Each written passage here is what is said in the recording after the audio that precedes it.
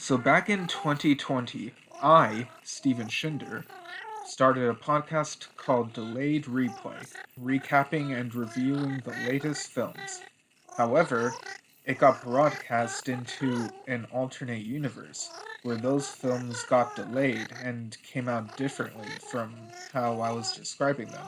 Because of how me and my guests had been describing the films, people in that other universe were saying that this was all an improvised comedy podcast, which, listening back, I can totally get why they believe that. A lot of weird stuff happened in that first year, and I even met my other self from that other universe, who pops in from time to time, for better or worse. And now, in the year 2023, this podcast continues, still recapping and reviewing movies and sometimes some other things that got delayed or cancelled in that other universe.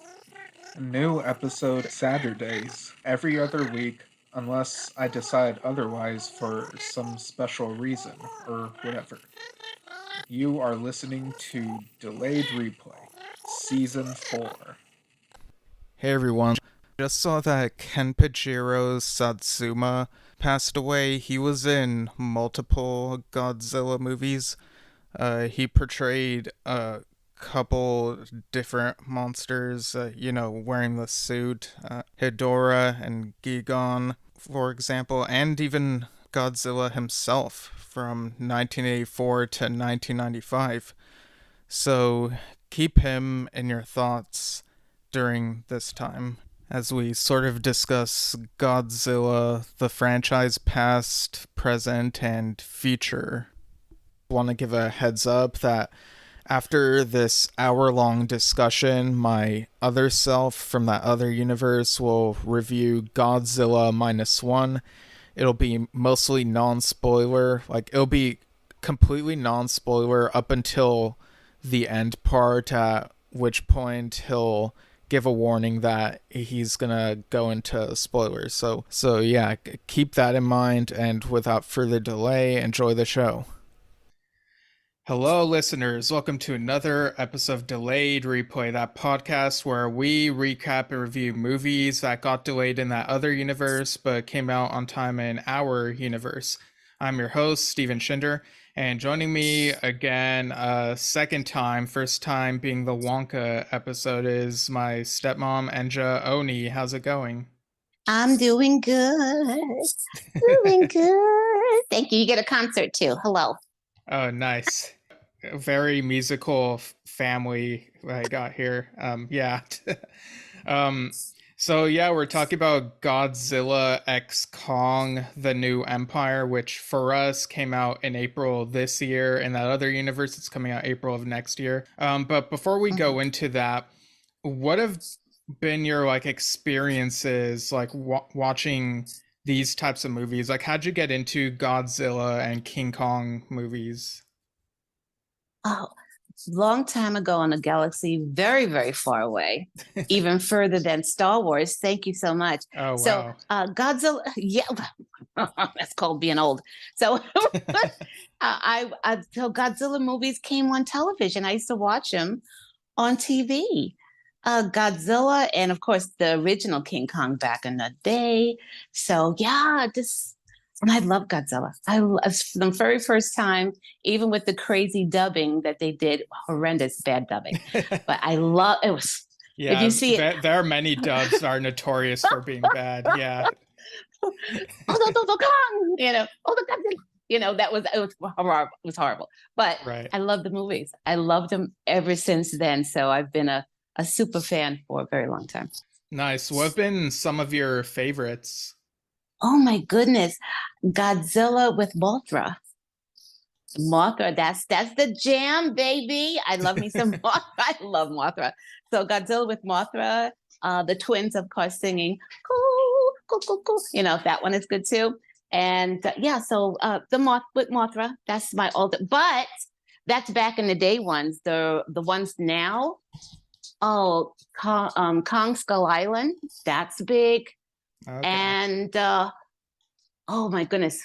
And this last one that we watched is awesome. Yeah, and many people, I feel like there are different reasons people watch these types of movies. I feel like a lot of them just want to see the monsters fight, but some might enjoy, like, maybe there are some people who want to see like the human characters with a lot of depth, or they might enjoy the allegory of, like, for example, the original Godzilla being an allegory for war, Yes. World War II. So where do you Mhm. think you fall on the spectrum in terms of reasons for going into these movies? Is it like one or the other, or a mix of these, or like, Well, back in the day, definitely it was all about the monsters. Have right? to, who cared about the rest of it other than the twins singing? The twins singing, they were just cute. But other than that, it was all about the monsters. But now, the recent movies, Kong Skull Island, the last Godzilla versus Kong, I love that one. So now the hidden meanings, the allegories that's really embedded in the movie, I love digging into those. And even after I finished watching the movie, thinking back on it and seeing all the little subtleties that they included. Mm. And it's really deep stuff. And I'm like, did anybody catch that but me? And that's what it's like I found a little treasure. Did anybody get it? Did anybody see that? But there's Yeah, so many. There's so many. But you know what? Even the original King Kong back in the 30s had a right. lot of subliminal stuff in there too, didn't it? It was really cool. But as a kid, you're Yeah. just seeing the stop motion having yourself a good old funky time. But Yeah, when I you look guess there's back, like yeah, the capitalism thing, making profit over like nature and whatnot. Yeah, it's a good point. yeah, yeah, it's some cool stuff in there. So now I'm kind of a little bit of both, I guess. I appreciate the older movies for what they are and were to me then, and now the new ones. And there's it's just so many subtleties, and I just hope people get a chance to, when you check it out, enjoy the monsters and the special effects and the cinematography and all that, but really, think about it too. Hopefully, it opens their eyes too, and just think about stuff that's happening today as well. It's pretty cool. Yeah. So, as a little refresher for what happened at the end of Godzilla versus Kong in our universe. So, Mhm. it happened differently in the other universe, but here, King Kong killed Godzilla, but like the body was still there. There's blood and stuff. And it also teased that Destroya would be one of the villains in this one. And there's also another villain in this one, that we didn't know about back then, called Scar. We'll get to all that. The way this one begins, King Kong is pretty much the leader of like all these titans, these gigantic monsters that have like pretty much come out of hiding and whatnot. But they also discover like these other bigger monsters. Like there's Scar, who is a much bigger ape and is essentially trying to dethrone him. And Mhm. there's the giant crustacean like monster Destroya, who you can see in Kong's face that he feels like he's very out of his depth with that particular monster, which is why some of the human characters are basically like, oh, we need to like bring a like Godzilla like monster to life. So what'd you think of the way like this movie began and how it moved forward from that? Yeah, I thought it was pretty cool. But even though I don't you wonder why do they have to say, "Oh, he won't be alone"? What is that? Isn't King Kong? Isn't he a bad? Can I cuss? Isn't he a badass all by himself? He can handle it. He can handle it. Even though I do love myself some Godzilla, don't get me twisted. But I just thought I was wondering why they felt they had to put it in that perspective that Hmm. he needed the help. It's always nice to have help, but what makes you think he had, oh, we have to step into what's that about? So I was a little concerned about that. But Yeah. when you think of it, any way to get some Godzilla in the movie, maybe I should just shut up. Get the Godzilla, get him, get him. And even though it's that one part in the trailer when the both of them are getting ready to run and kick some butt, that was awesome. Yeah. I started screaming. I was a mess. Yeah, like I think bringing back Godzilla was probably like an executive meddling, like a studio decision type thing. Because in our universe, anyway, with the previous one ending with the death of Godzilla, Yeah. it felt like they were killing him off there because they weren't sure if they'd be able to keep the rights. But but then That's true. that movie did so well, and it turned out that they were told, oh, yeah, you can still keep Easy Godzilla. And they're like, oh, crap, but we killed him. So they had to explain how they bring him back here. And I kind of wonder, like, what this would have been like if this had just been Kong, the new empire. But you just know that the executives thought, oh, if we have both of them again, that's what's going to be the real money making thing. Oh And yeah, that they know better. They know definitely. Who don't like Kong, you like Godzilla. You're covering all your bases, which makes perfect sense.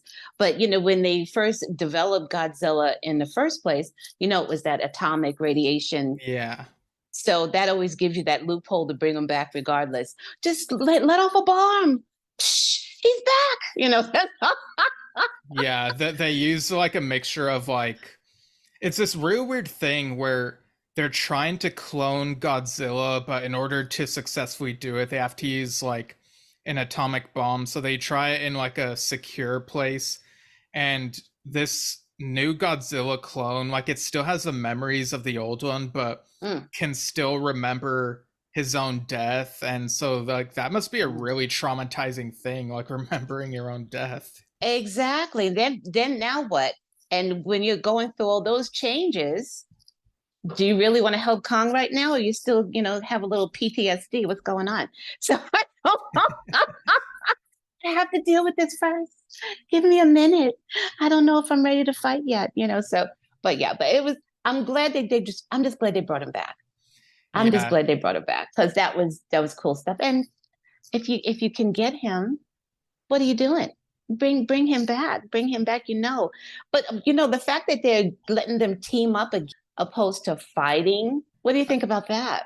Yeah, I think that's a very classic, like, even in comic books, people love seeing the characters, like the heroes fight the villains, but some of people's favorite stories are the ones where the hero and villain have to work together against a common threat. So, Yeah. like, to have that happen here, and I don't know if that's happened in any of the older movies, but for new audiences coming into these newer movies, it's like a new thing for them. Like, it's a new thing for me with these characters. And it's interesting because Godzilla, with all the science and stuff that they did on him, has evolved a bit. It's got like the pink spikes and whatnot. Mm-hmm. And King Kong looks kind of like has a horrified look on his face, and he realizes, oh crap, the monster that I killed is back. And he's like, if I can't keep a monster dead, how can I take on these bigger ones? Exactly. Exactly. That's a really good point.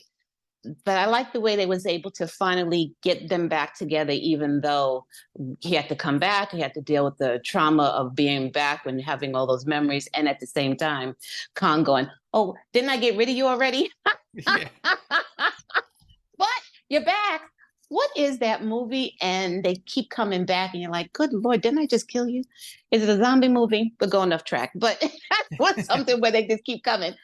Was it, where was he? It was something, and it kept going. You know what I'm going. But anyway, but yeah, it was Yeah, a really. bunch of slasher movies are like that, like Friday the 13th with Jason, or That's yeah. it. That's it. That's it. I'm like, aren't you dead yet? You're getting on my nerves. So Yeah. I'm just grateful they was able to figure out a way to tie it in and get it together. But well, let you finish up because what really got me was who the heck who directed this?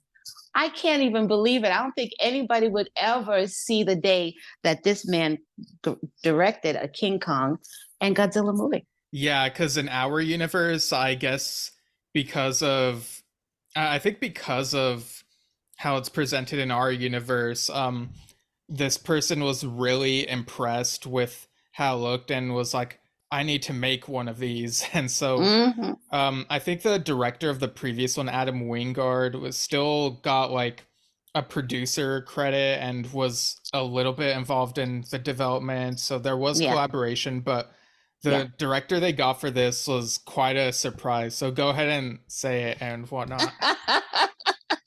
So Steven Spielberg Yeah. directed this movie, and but he had experience in it before because he did Jaws. So that makes Right, sense. yeah. That it's not like it was, even though now he doesn't have to worry about all those technical issues. But the fact that, and it was a passion project. I read that it was a passion project of his that he always wanted to do, and he finally got the opportunity. But it's so out of the box that people are going to go, "What? I thought he was serious now." No, he went back. He went back old school in handling it, and I love it. I thought that was so cool. Yeah, because with Jaws, the big draw to the original Jaws is that you only see the shark really like fully like at the end, and people are like, oh, that keeps the mystique of the shark, keeps things scary. I mean, I personally was not scared when I watched the movie, but I watched it as a teenager, so go figure. Yeah. But you look into it and it's like, no, it was actually because of the technical limitations. Like that was sort of a happy accident that it Mm-hmm. worked in their favor. But apparently Spielberg is like, I kind of want to go back and like make a creature movie where you get to see the full thing, and here Exactly. he gets to do that with multiple creatures. Yes, exactly. And you know what? Considering he did a good job, he didn't lose any of his chops, which is nice. Yeah. Yeah, he did a good job. Lots of action, lots of action. I love that. Lots of fighting, lots of kicking butt. That's right. So that was really good. But the composer, I can't believe that he got his favorite composer to do the music too. Well, I don't know. I guess because they're so close, they did it. I don't believe it. I didn't even know. And if anyone doesn't understand, it's John Williams, and he's 91. And I didn't know he Yeah. was into rap. 91 in rap music? Get out of here. Man's amazing. The man's amazing. I love it. I was like, now I like you even more. Yeah, and I kept reading online like John Williams was saying, "Oh, I'm gonna retire," but then he goes on and does like something like this. So it was like really a surprise, and it's like, Yeah. okay, I guess you can't keep him out of this thing. He just really wanted. He Spielberg really must have been persuasive and got him to do this. And I heard that he really enjoyed himself too. So I was like, you go, mister, you go. But just the idea of those two collaborating again on this kind of a project is pretty spectacular. Yeah. Do you remember like any of the lyrics to like one of the rap songs that he made for this? I remember the beat because, you got to sample, you got to go back, sample. And if I remember right, he used a beat from Rapper's Delight, which is awesome. And that's one of the very first like big rap songs. And of course I was there. Don't judge me, everybody. But yes, I was. So so he took the beat from Rapper's Delight. Rapper's Delight took the beat from somebody else. Oh, come on, give me a break. But anyway, so that was it. And so come on, boom, boom, boom, boom, boom, come on, boom. And then it goes into this other stuff. And I was like, John Williams, are you that hip? Are Yeah. you hip? Are you hip, man? Listen, are you ever too old? No, I don't think so. And I think he's proof of it. Yeah, I think one of the things that he probably figured was like, well, I've already done all I could with all this other stuff, so I'm gonna try something new here. And Mm-hmm, it really does fit the vibe of this, like mm-hmm. especially like during the fights themselves when like the monsters are Exactly. going at it. It's Yeah. like it's not a genre that I explore very much, but it works so well here. It was perfect. It was perfect because he would it with the beats of the punches and the blah, blah. It was spectacular. Really got you all involved in it. Yeah. Got you hyped up. I was swinging. I was like, yeah, kick his. Can I cuss some more? Kick his ass. Yeah.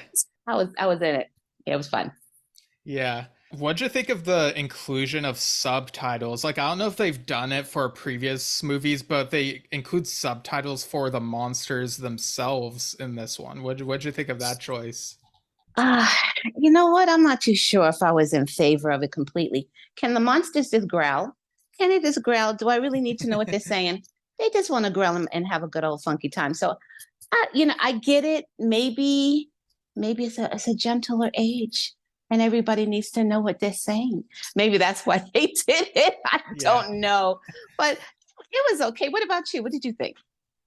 Yeah, I didn't mind it. I'm pretty much used to, when I watch a movie or a show, I generally put on subtitles anyway. Obviously Oh, I can't just do that at the theater unless I choose like the closed captioning version, but if I'm at home and I'm watching something, I put the subtitles on cuz I worry that I'll like misunderstand or miss something like in the dialogue that's kind of important. And yeah. yeah, I feel like I'm able to like just have the subtitles in my peripheral vision while focusing on the main thing that's on the Oh, screen. And okay. if they say something that I'm like, wait, what did they say? I just glance down real quick and I'm like, oh, okay, that's what they said.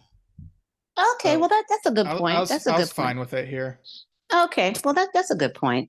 I don't know. I'm too old school for my own good, I guess, because sometimes now if I know I'm watching a foreign film and there's subtitles, I'm not into dubbing too much. I rather hear Right. the original language and deal with the subtitles because then I get a chance. It's best of both worlds for me, so I Mm-hmm. like that. But when it sometimes, haven't you noticed that even some movies there's subtitling everything just because? Maybe that's what it was. With can you leave the monsters alone? But have you noticed that they're doing more subtitles just in general with movies, even when it's in English? I mean, it's just a lot of it, or is it just me? But I keep seeing um, this. like I don't know, like which movies in particular. What movie was it? There was a couple of them. I'm gonna have to think. And some TV shows like movies on Netflix and stuff. They had it there too. And it wasn't necessarily what movie? Oh good, I just saw it too. What was it? And they were speaking English and they had subtitles anyway. Or maybe they had the subtitles. I was at my daughter's house, so that's Shahada's house. Maybe they're Mhm. subtitle people, and that's why. Maybe that's what it was.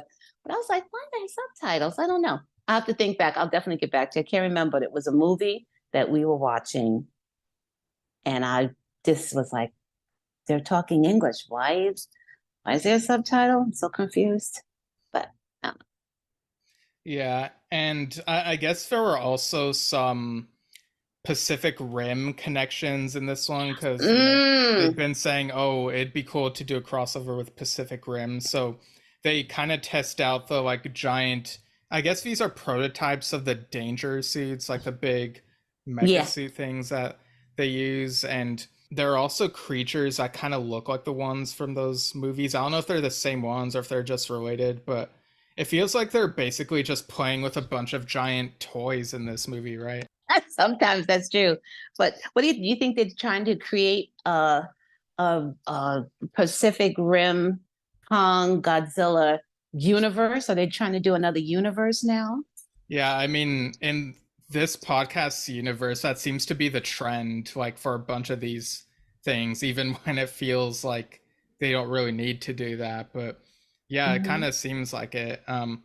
A lot of the budget sort of went to the effects. Some of these creatures were very practical, like they actually built like giant replicas of these things instead of using CGI. And I'm like, man, making something that's like many stories tall, that must have cost a lot. What the hell? Like, where they You know get all what? this money? But even CGI, you see the end of the movies, and it's like pages and pages and pages of the artist that you have Yeah. to create. Maybe they figured out, hey, it's just cheaper to build it.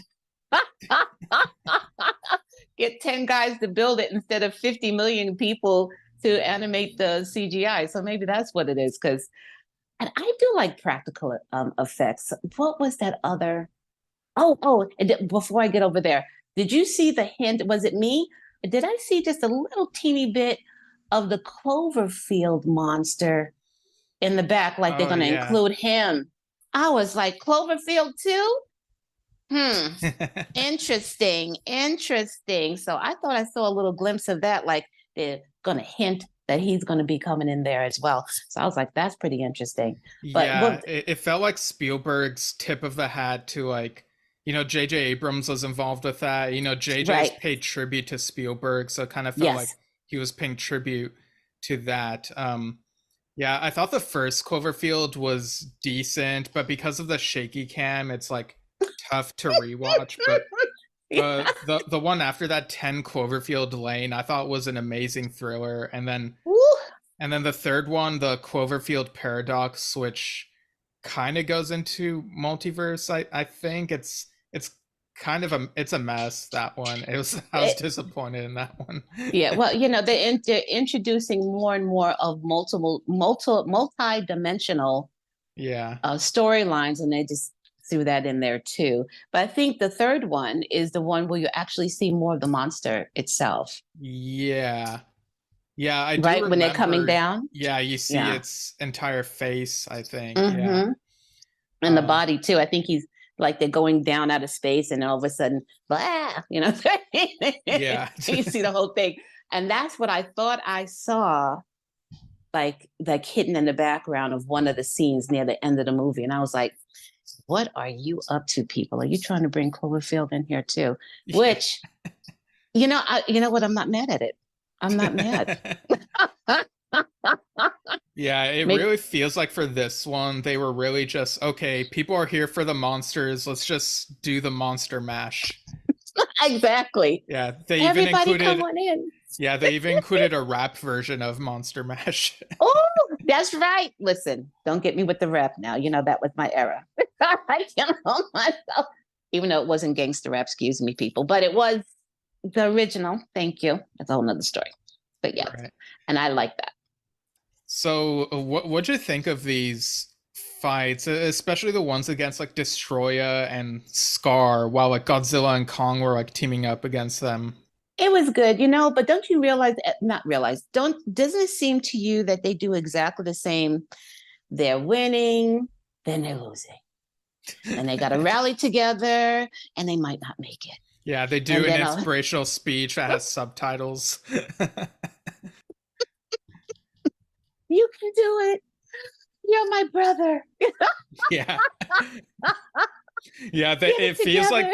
like Spielberg was like even giving a tip of the hat to George Lucas, because in the subtitles you see King Kong being like, "This is my new empire," and Godzilla's like, "Your new empire," like throwing it back to Revenge of the Sith. Which, fun fact, Spielberg directed a scene in that movie. Oh, that is very cool. I didn't know that. That's awesome. I like Yeah. that. And I forgot all about E.T., the extraterrestrial. Yeah. And he was into that too. You know what? I think we need to watch the movie again and see if we can find a little ET. You know how they like to hide those images all over the doggone Yeah. place. Like now that you mention it, this giant deer that's like in the movie, like Wild. its back legs look normal, but its front legs are like it's able to pick them up, and it has like these long slender fingers that look very much like ET's. Like Ooh, makes it look so alien, and it's so oh, weird. wild. And I don't know if I mentioned this the last time we did this, but there's this old movie. I love me some old monsters and sci-fi movies. Love them. And it's this movie called The Angry Red Planet. I bet Steven Spielberg, that was part of the inspiration, because the monster in that is a mix of was it a lobster and a lizard, and it's like three different. It's the cheapest monster you'll ever see in your life. It's like, it's on strings. It was terrible. Yeah, But I'm looking at a picture of it, and it kind of looks like a bat with like with claws. spider. Yeah. Yeah. Okay. Yeah. So was it a lobster with a bat and a something else? And that's what the giant deer look reminded me of. I was like, he must have got inspiration from that, and then wanted to add that in, and that old crazy squeal that it did. Yeah.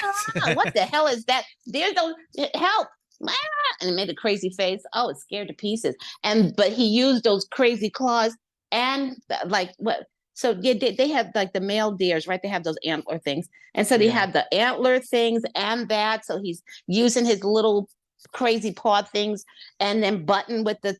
It was wild. It was. I was waiting for the antlers to light up too, and like fire come out of them or something.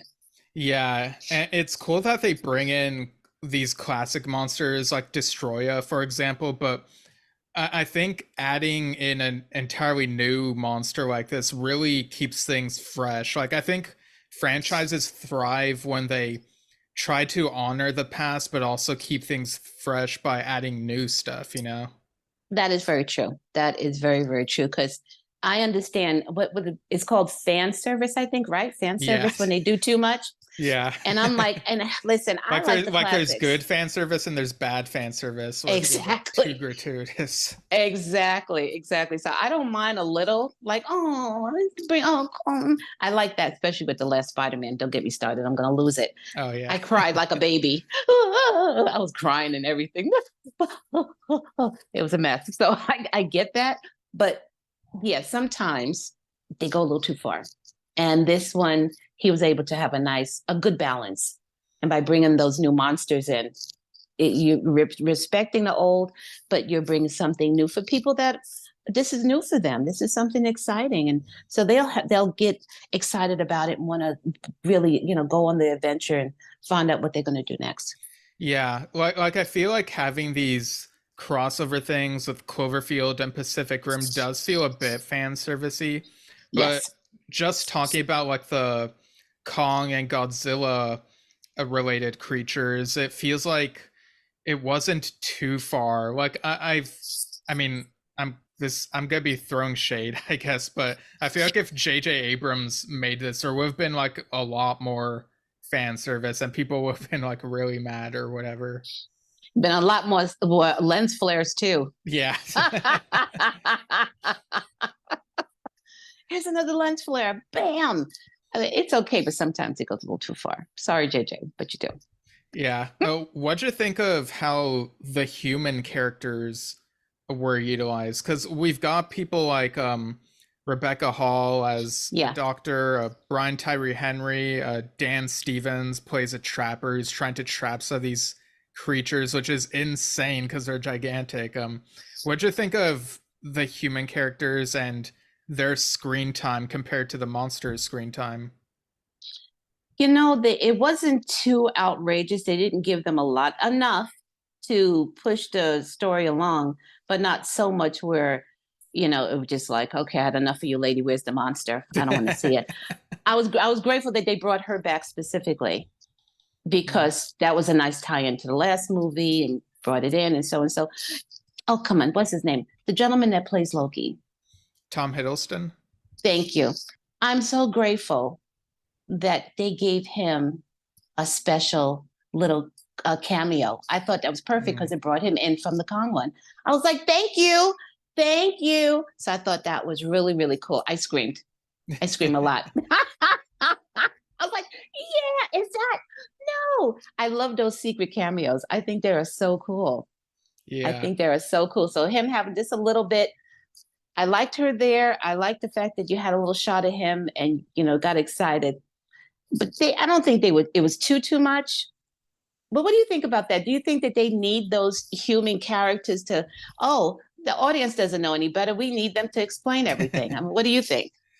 Well, it's funny because I feel like when the 2014 Godzilla movie came out, the huge complaint was they focused on these human characters, but the human characters, the way that they acted and were written, like, weren't that interesting.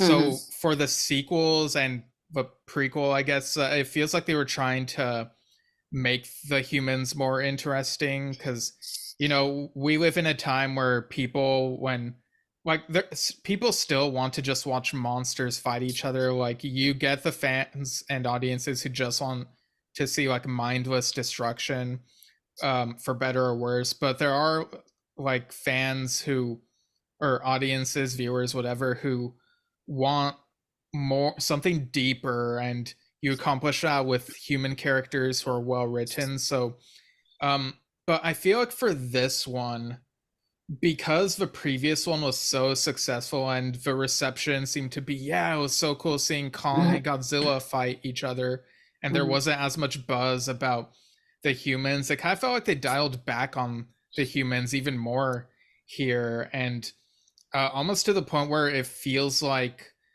the humans were sort of added in after the Mm. fact. Maybe this has happened before and I just forgot. Like, it's a familiar feeling, but yeah, it kind of feels like they shot the monster stuff first, and they're like, okay, we gotta get some human actors. Let's shoot the scene here and here. This is how you react and that type of thing. Do you think that's the reason why they added Tom Hiddleston in there, just to give it a little extra of a little Yeah, extra like cheese on the nachos type jazz? yeah, just a little connective tissue. Um, but yeah, the human characters, whenever they did focus on them, this is set like around Tokyo, and we see the Fuji Mountains as well. But in Tokyo, we see like families who are from there and families who travel there from like America. So you got a mix of people in the cast. And Adam Driver even plays like this father named Paul, which I'm not used to seeing him play a dad apart from like a marriage story, but I think he did a pretty good job with what little he was given.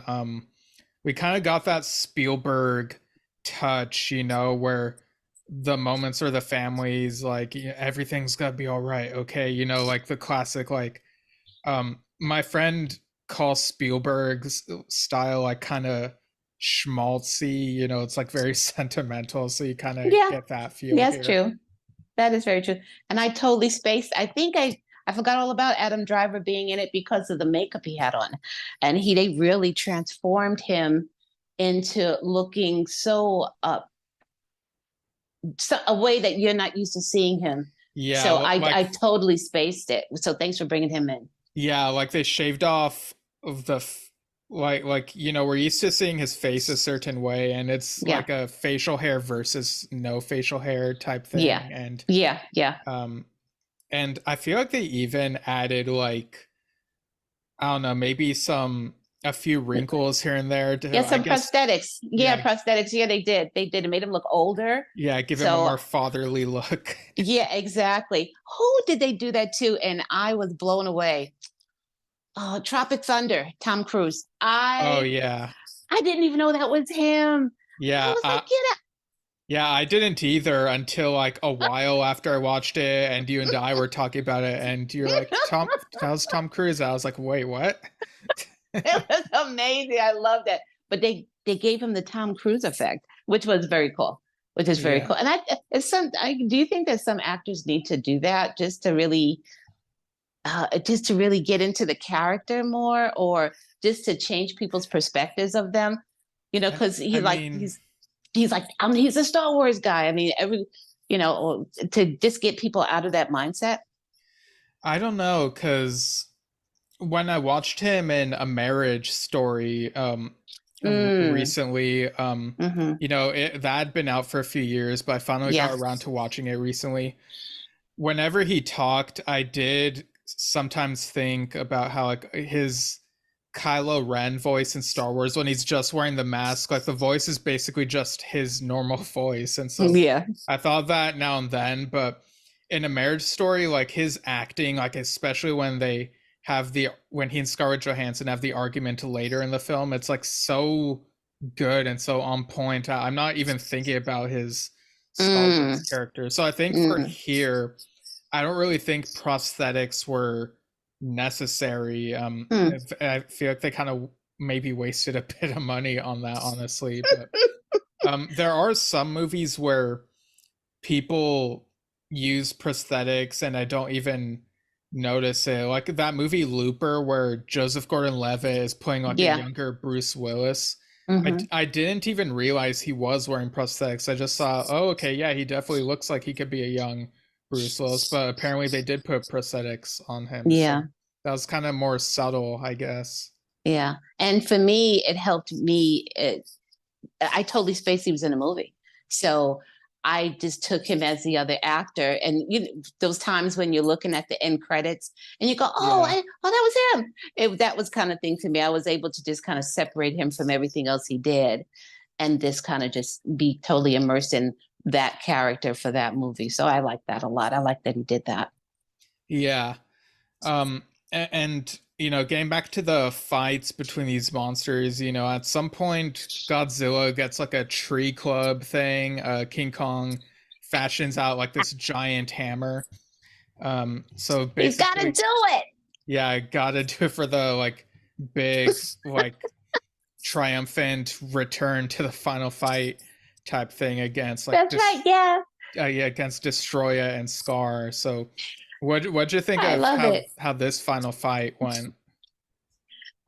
I loved it because that's when the boom, boom, boom, boom, boom, boom, boom, boom, boom, boom, boom. Yeah. So yeah, I like that.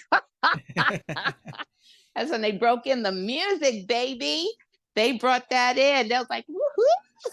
Yeah. Well, you got to have a little bit of that music with a tree trunk thing going on too, right? Yeah. Yeah, Kong, kick everybody's butt, kick it. I love that. I love the way that John Williams really brought in that kind of an energy with the music to just heighten everybody's excitement when he was doing some serious. He's back. He healed. The scars are gone. Yes, he can fight through the pain. Yeah. Oh, you can do it. You can do it. But you did it interesting how they changed the because the colors of Godzilla's spiky things.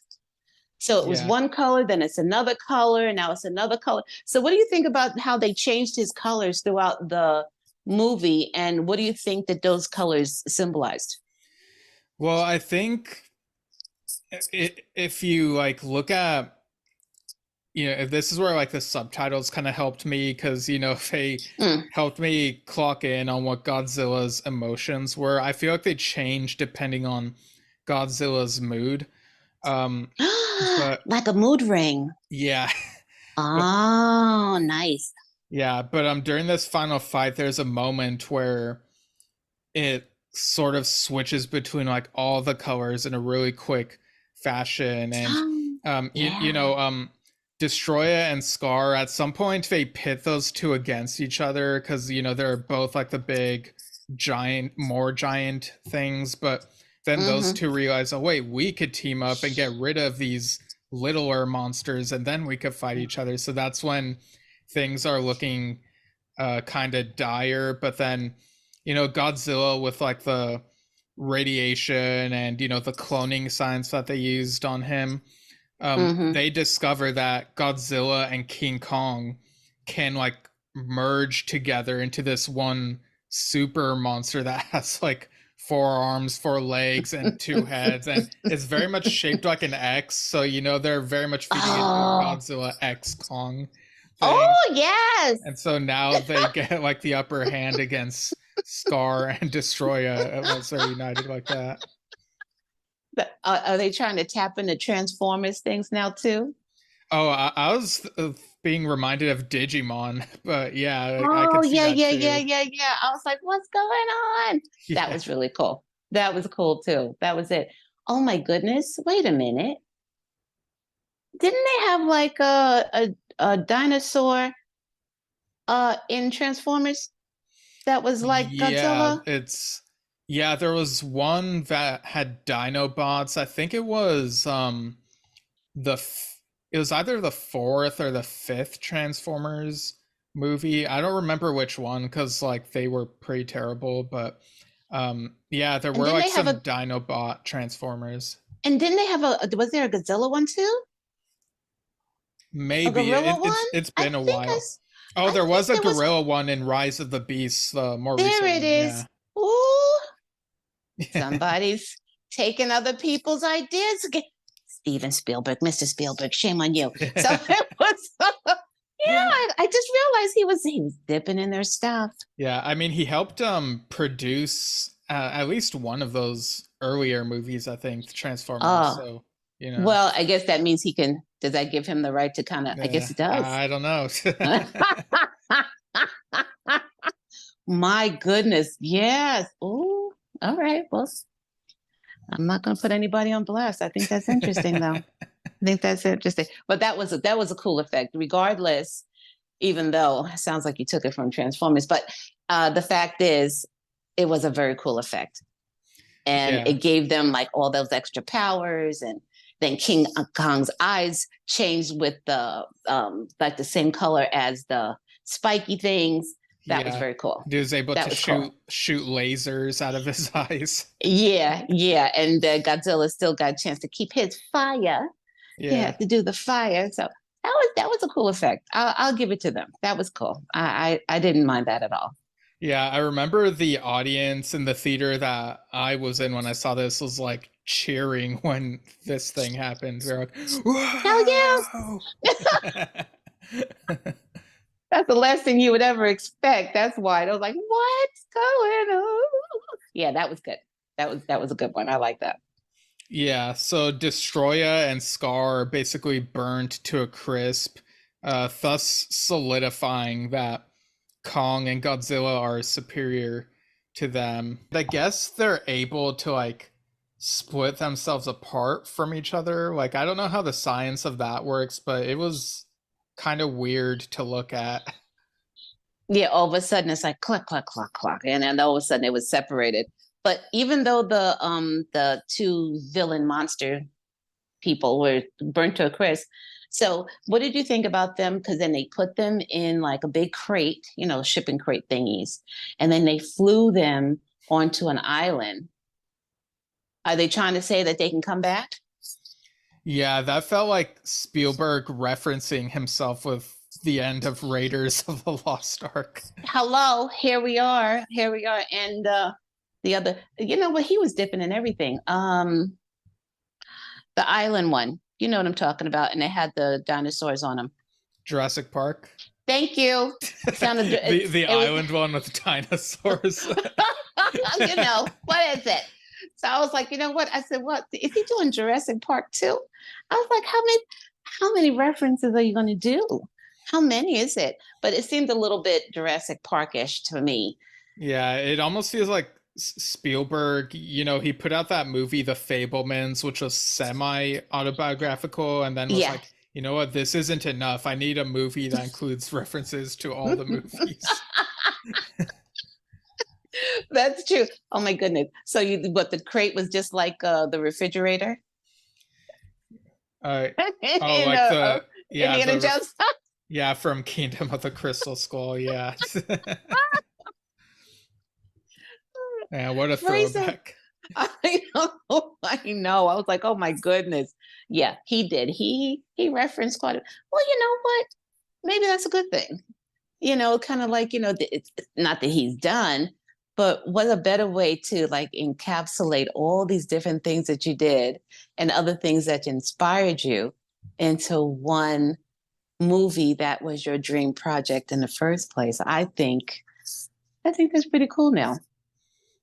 Yeah, and like even though aliens are very much a part of at least a few of his movies, it feels like he at least incorporated like an alien type look for some of these creatures, Yeah, so. That's true too. And that goes back to the practical effects that we talked about before, because in Aliens 2, they use a lot of practical effects for the aliens crawling. So he went back into that too and brought that forward.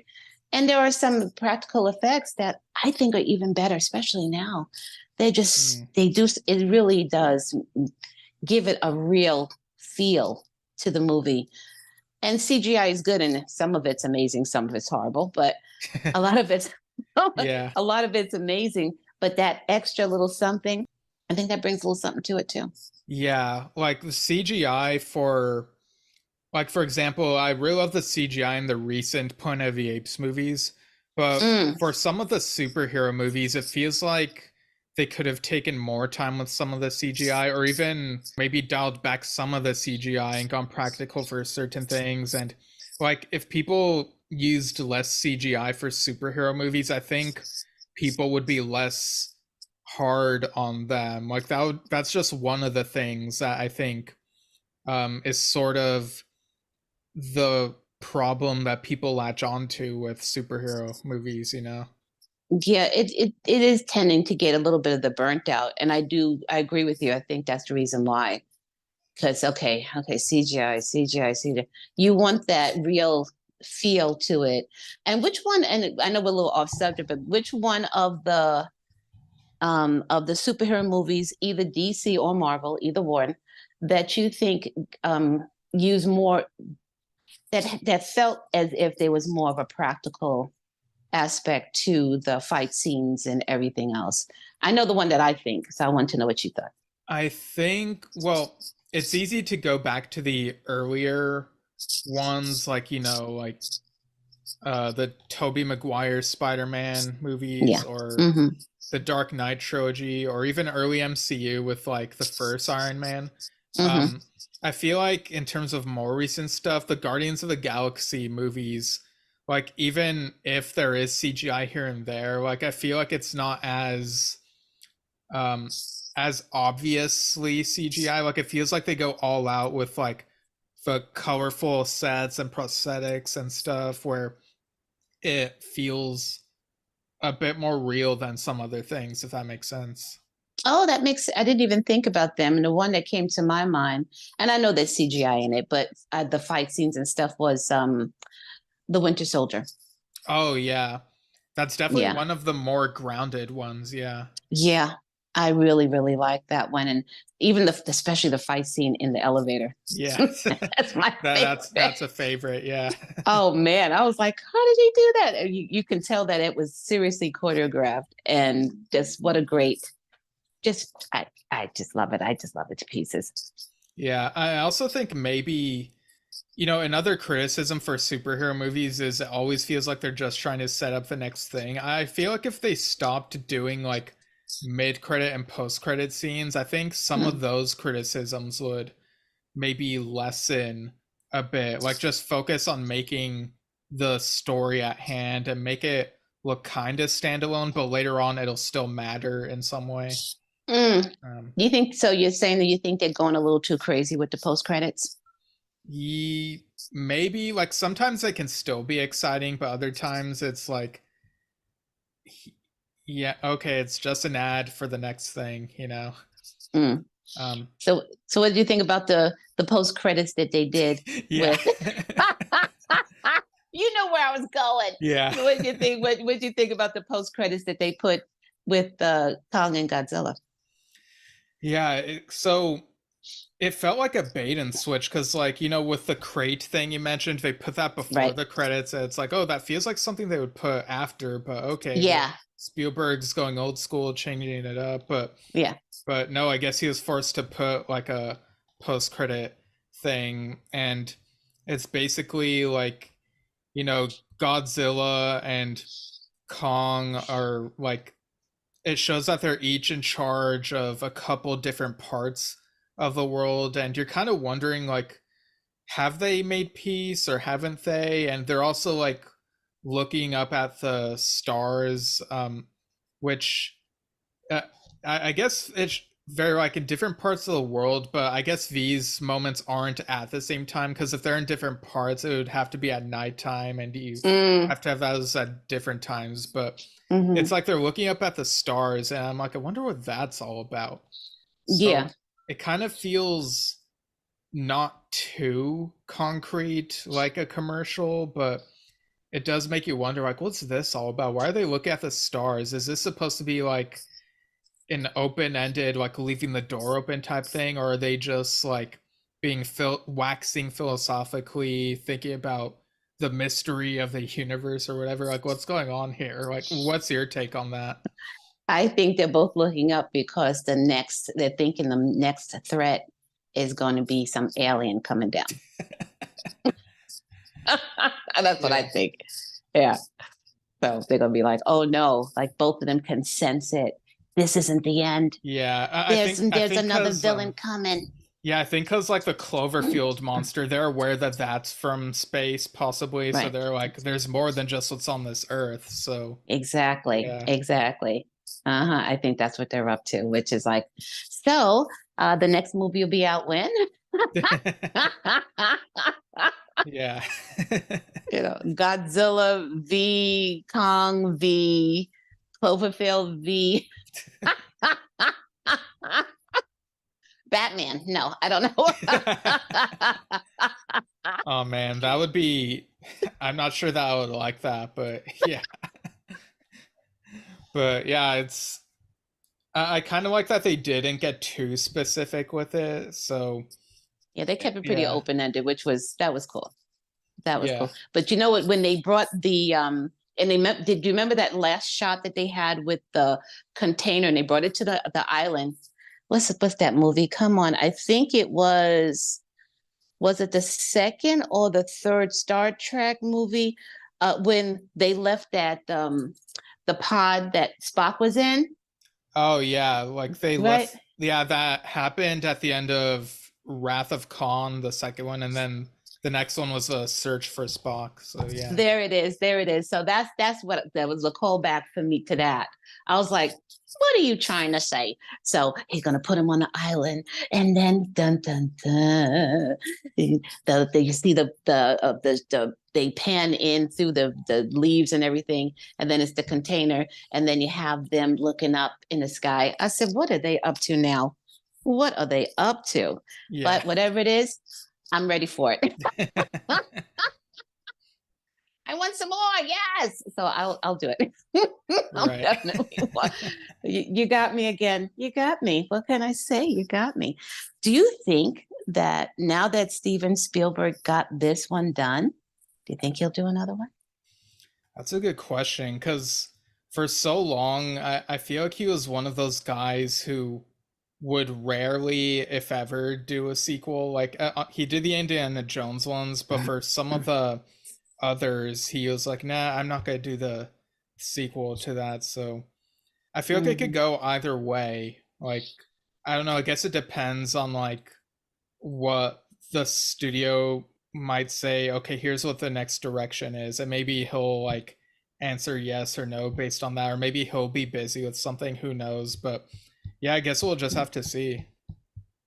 Yeah, because I thought he was like one of the few directors that the studio doesn't interfere too much with. Hmm. You know, they might stick a little here and there, but they kind of like, listen, if you got him, just shut up and mind your business Yeah.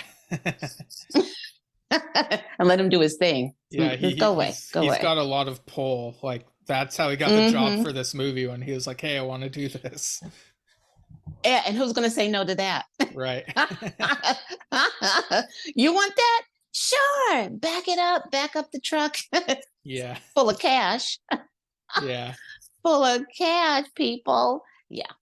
Are there any final thoughts you have on Godzilla X Kong, or do you want to just go into like final thoughts and score and? I if whoever didn't get a chance to see it yet, they should see it. I think it's a phenomenal piece of work. I think that everyone will be amazed at the story, the action, the surprises woven into the story along the way.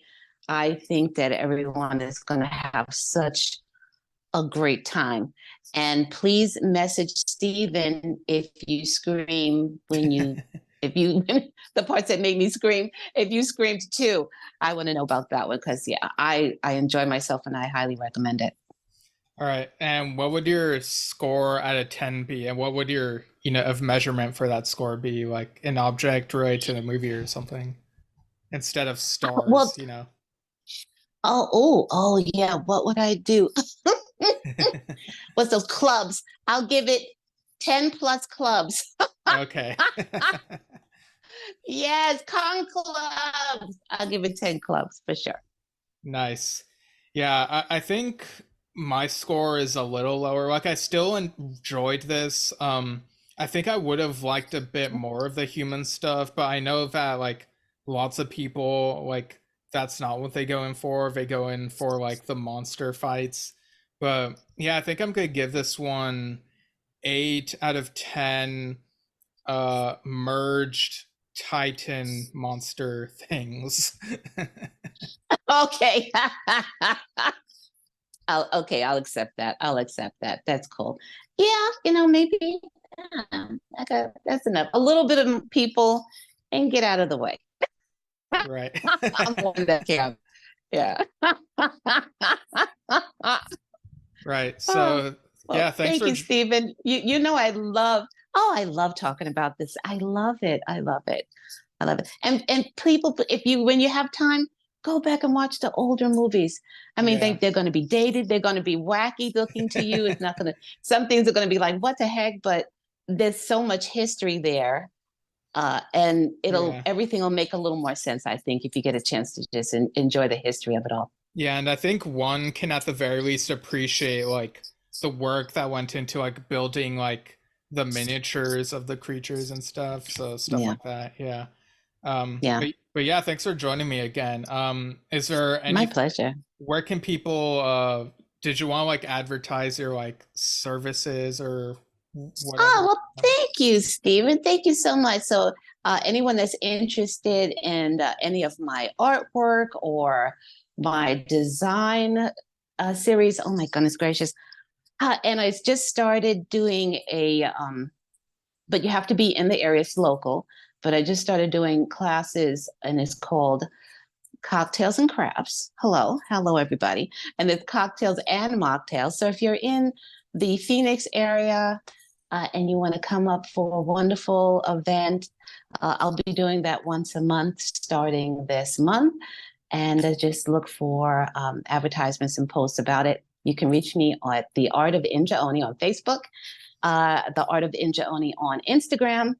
I'm even on TikTok. Yeah, baby, what's happening? So, Yeah, you're and more you can hip always than reach I your. am.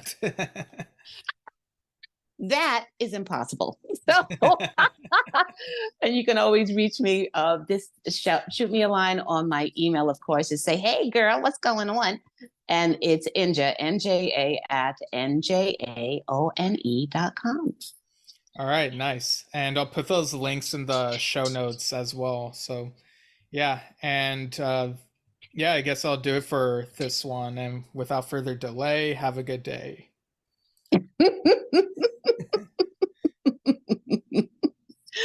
Thank you so much, Stephen. It was a blast as always. All right, so the next episode will be on Ghostbusters Frozen Empire. In just a moment, my other self is going to provide his review of Godzilla Minus One, non-spoilers, and if there are spoilers, he'll give a warning beforehand, like that'd be at the very end. In the meantime, you can reach out to this podcast via delayedreplaypodcast@gmail.com. Let us know your thoughts on the monster mash, I guess. I don't know. You can also follow me at Steven Shinder, Instagram, X, Threads, Steven Shinder Storytelling on Facebook, stevenshinder.com, and find my standalones and stepping stones novels on Amazon. And I'm also on Letterboxd and Goodreads. All these links will be in the show notes. And if you're a music fan, you might be interested in listening to Yesshift or watching Yesshift, a podcast/vlog I do with my dad. We did our holiday/year in review episode this past week. And yeah, we talked about the 1998 movie Jack Frost, the Michael Keaton one, not the horror comedy that came out like a year or two beforehand. Yeah, that one is like big yikes. But anyway, yeah, I think that's pretty much everything. So, in the meantime, I'll throw it off to my other self with his review of Godzilla Minus One. Hey everyone, so anyone who does, or I almost said does not know me, but people who do not know me probably wouldn't know this, but anyone who does know me knows that I'm not really a fan, or haven't really been a fan of giant monster movies. Like, Cloverfield kind of had an allure to it back in the day because of the found footage thing, but because of the shaky cam, it's not that watchable upon rewatches. There have been a couple exceptions. One giant monster movie I really liked was Colossal, the Anne Hathaway movie, but it was very different from others of those types of movies, and it was more psychological in a way, I guess you could say. Pacific Rim, when I watched it way back, like it didn't really do much for me. So, and I enjoyed the 2005 King Kong, the Peter Jackson one, although I guess it could have been trimmed a little bit.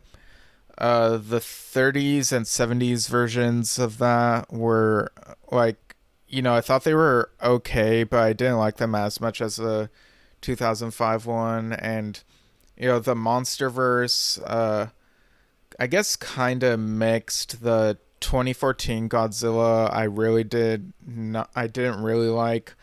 But the ones after I feel like were better. Like Kong Skull Island was definitely better than 2014.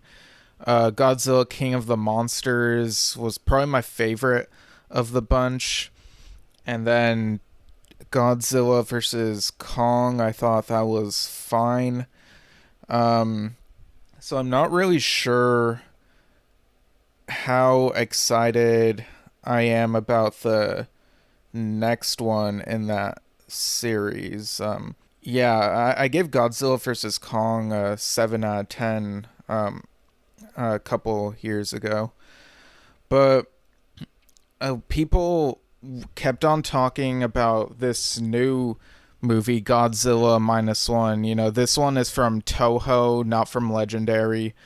It's in Japanese. It features Japanese characters. It's set in Japan. So there was a lot of rave reviews and reception, even from like people I know.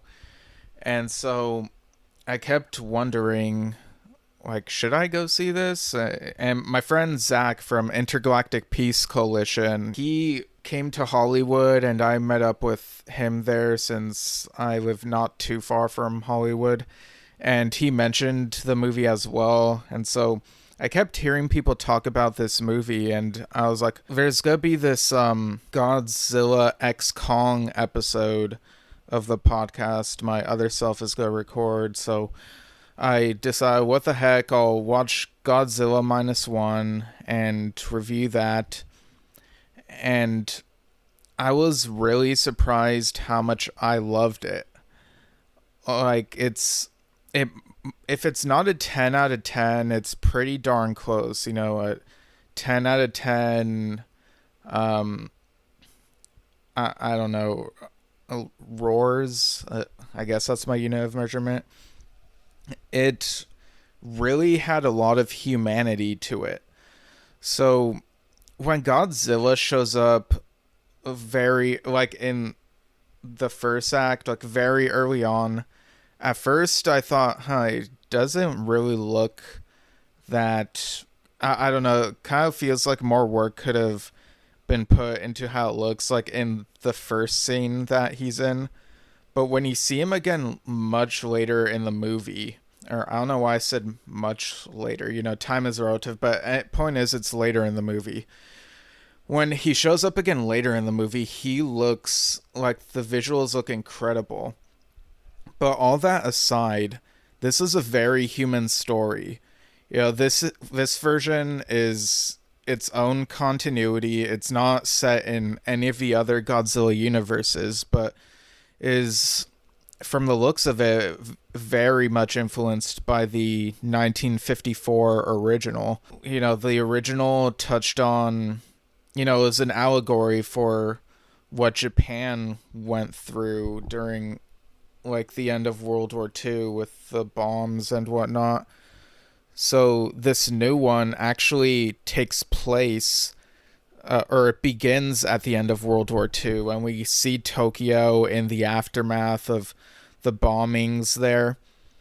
And this has felt more, I don't know what the word is, like a real, we've seen post-apocalyptic movies, movies set in a future where society has collapsed and the buildings are like in ruins and whatnot. But this hit much harder because this actually happened. This was history, and this was like it really made me think, people had to live in these awful conditions in the aftermath of the bombings, and it really reminds you just the horrors of war and whatnot. And throughout the movie, there's this running theme of how people put so much value on, people have to die for their country, but people forget to value life. And, that's what's more important than, kill this person or die to make your country proud, that type of thing. The main character is was supposed to be a kamikaze pilot, but he didn't do his duty, and he feels guilty about all the suffering that he feels like he could have made a difference, and like so many people have died, and so he's seeking redemption and then also seeking revenge against Godzilla. And we see how a family of people can be formed in the aftermath of such a horrible event in war, an adoptive family and whatnot. And once Godzilla resurfaces, we see people trying to rally together against this threat. And this was also the first time I really felt Godzilla was scary. Like, seeing him go through the city and the way it was filmed and of the way people reacted and like the way the destruction was handled, like it felt very real and very terrifying. It Yeah, and I don't know what else to say. That like it just like hit hard. It really did, and it was so well made, and apparently the budget was less than $15 million, which is very impressive. There was maybe only one shot where I was like, "Oh, this feels like this was against a green screen," and I think it probably was. I could be wrong, but yeah, just the craftsmanship that went into this film, and the acting, the writing, it really impressed me. I'm really questioning whether this might be my favorite film of the year or if it's still Guardians of the Galaxy Volume 3. Either way, it's something that begins with a G, and the first syllable of both of those titles are almost completely similar. So, and they both have an L in the title, but yeah. Uh, this was people need to see this movie. It truly is a cinematic experience, and it made me want to check out other Godzilla movies. I went back and watched the 1954 original, the Japanese version, because I've heard that the American version, not only like from what I understand, and people can correct me if I'm wrong, it has an English dub, but includes scenes with non-Japanese protagonist, I guess. What's the actor's name? Raymond Burr, and it cuts out the content that is a commentary against what America did to Japan. So that it would be more palatable for American audiences, I'm guessing. Runtime, it looks like it's a half hour shorter than the original. So, I have not seen this version, but the cuts, like, from how it sounds like it's probably an inferior version. So I watched the Japanese original, and I was surprised how it did not, Godzilla, the monster himself, and how he looks, does not feel as goofy as I was kind of expecting.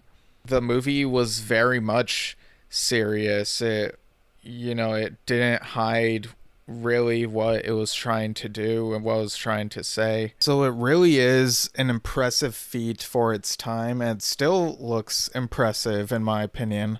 I'm probably gonna see what other Godzilla movies I can find. I did also watch Shin Godzilla, uh, like after seeing that one, and because I'd heard that Shin Godzilla is supposed to be really good. I heard it from a couple friends, I think like several years ago. Okay, so the effects for Shin Godzilla look really good, and there are some really great camera shots, especially later in the movie.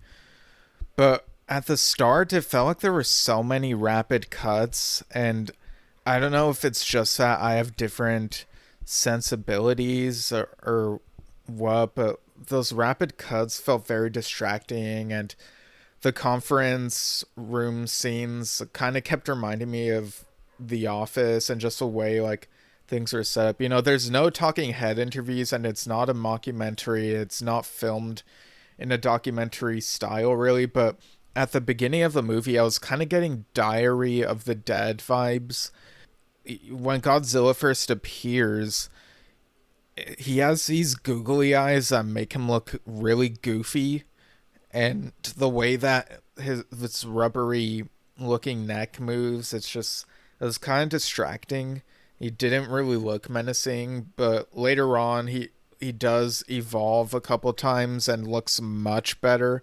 Like final form especially looks, you know, it's basically showing like the bureaucracies and how they try to deal with the problem of Godzilla. But I think because of the shaky start for this one, it was kind of hard to care as much. And maybe some of the meetings, you know, some of those scenes kind of went on a bit long, especially in the second half. But overall, it was mostly well made, I would say. You know, that one was more of a modern retelling of Godzilla, so it's not in any of the other continuities. It's more like, hey, what if Godzilla showed up today in the 2010s, you know, when that one came out. And so I would give the original from 1954 an 8 out of 10 and Shin Godzilla a 7.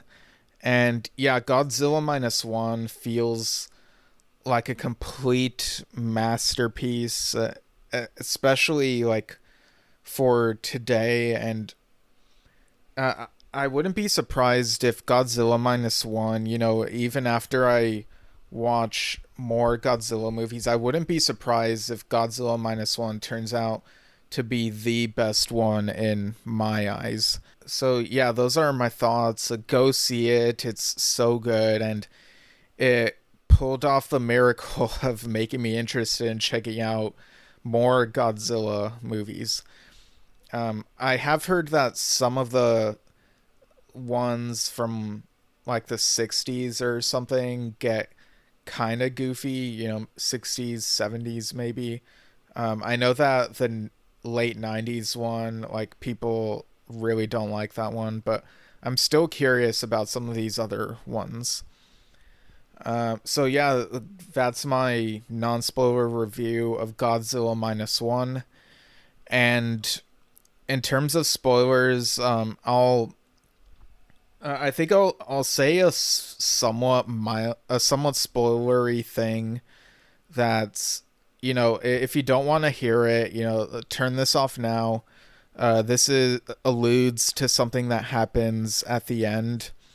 But yeah, so if you don't want to hear it, just get off this podcast without further delay. Have a good day. But yeah, the ending does something that I've been saying that I wish The Last Jedi had done. However, if The Last Jedi had done this thing, maybe it wouldn't have been as impactful seeing it here if we'd already seen it in another, in a blockbuster that was somewhat recent. Like, I know The Last Jedi was 6 years ago, and it doesn't seem like that long ago, but you know what I mean. But yeah, the thing that it does at the end that I wish The Last Jedi had done does a better job of conveying that save what we love type message. It does it in a much cleaner way, and in a way that could have been done in The Last Jedi. People know that there are some things I love about The Last Jedi, but there are also some things that feel very clunky. So to me, overall, it's a middle of the road Star Wars movie. I do get annoyed by people spending so much of their energy hating on the movie. I mean, like I said, it came out 6 years ago, but anyway, Godzilla Minus One did the thing, and it fits so well with the overall message and the themes that persist throughout the movie. So great movie. I love the characters, and even if Godzilla had only showed up in the first scene and then didn't appear again, it could have still been a very compelling movie focusing on human characters dealing with the aftermath of World War II. Maybe, the main character's still haunted by Godzilla. I'm not saying the character's name because I'm worried about mispronouncing it, but yeah, like these, yeah, I don't know what else to say. Great movie. There's a scientist character who I think was my favorite character, especially because he's realistic and saying that he comes up with a plan and people are saying or asking if it's really going to work, and he keeps their expectations in check, not knowing if they'll completely succeed, but it's also like, hey, I have a plan, like, can you think of anything else? And that's all they got. And he also like talks about how the thing about people putting too much value on war when there should be more value on family and saving and preserving their own lives. So very thought-provoking Godzilla movie, and that's really the best that we can ask for, and they nailed it. They nailed this assignment, I guess you could say. So yeah, those are my thoughts on Godzilla Minus One, and without further delay, have a good day.